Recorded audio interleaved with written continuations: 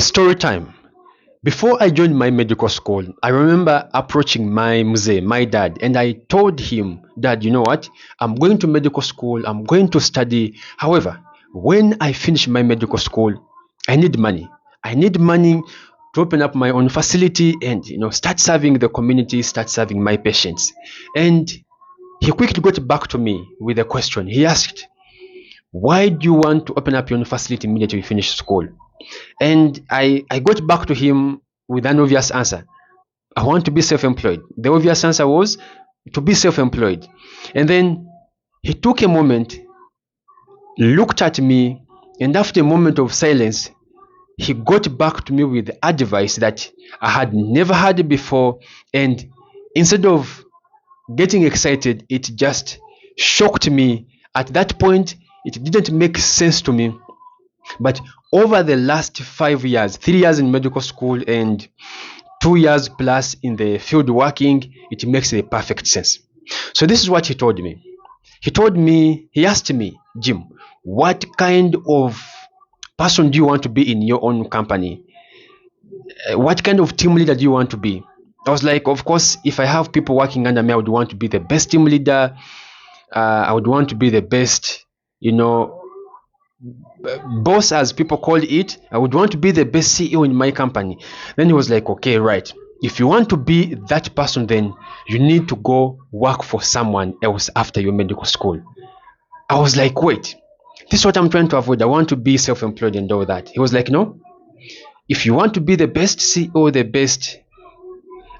best team leader for your people working under you, you need to work for someone else. You need to be employed by someone else. Whether a company or an individual, you need to be employed first before you can do your own. And then I inquired for explanations, and this is when it started making sense to me.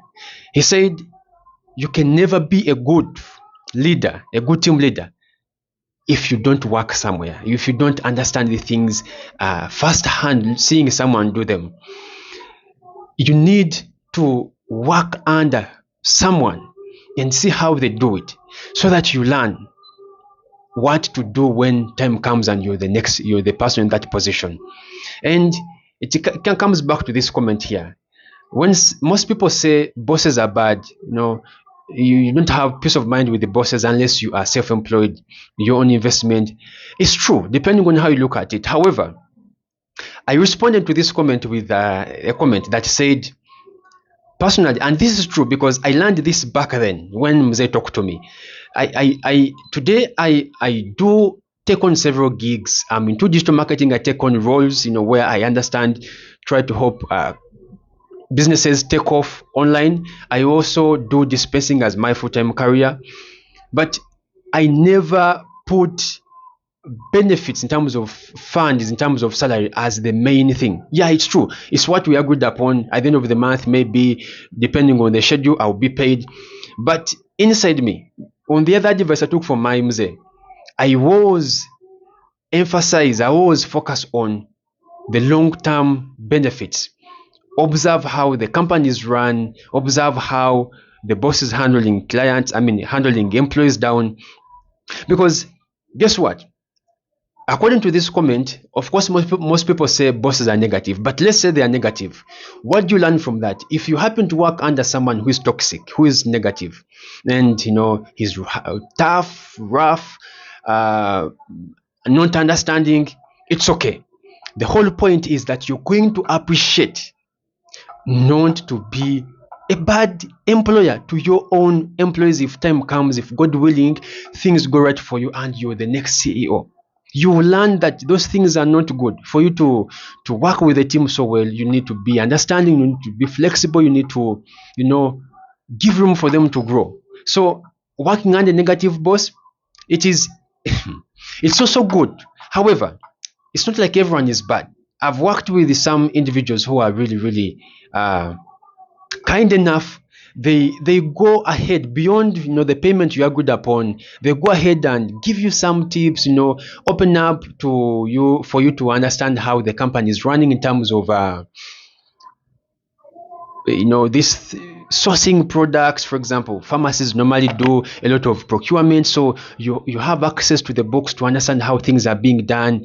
You can easily participate, you can easily, like administrative roles, you find yourself kind of taking part in that, or at least getting to know how it is done. And that is, for me, is one thing I value so much. Like literally working under someone who can do that, it is as good as the salary you're earning, because at the end of the day, this administrative stuff, people go to school to learn it. So if you're learning it firsthand in the same career that you're going to do for yourself, I think, so that's how I look at it. And that's why I answered this question, saying that it depends on who you look at, and most importantly, focus on long term, especially if you have hopes of ever running your own company or having a team working under you. So next time you have questions whether it's a toxic environment or not, I would challenge you to ask yourself maybe like 3 questions. Number 1, are you doing your best in terms of what you agreed upon in terms of deliverables? Are you delivering?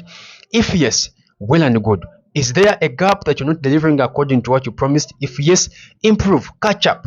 And then lastly, if in any way you feel like it is toxic, well and good, you can take necessary measurements. I mean, you can take necessary steps. However, it's a learning point for you to never be the same when time comes and you're running your own enterprise. On the other hand, if you get an opportunity to understand how the business is being run, be appreciative, take time and study, like literally giving your all and learn and learn and learn, because that is gold for you.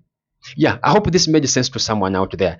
Don't attack me, please don't attack me. I just gave my own opinion here, and let me see you in the next video.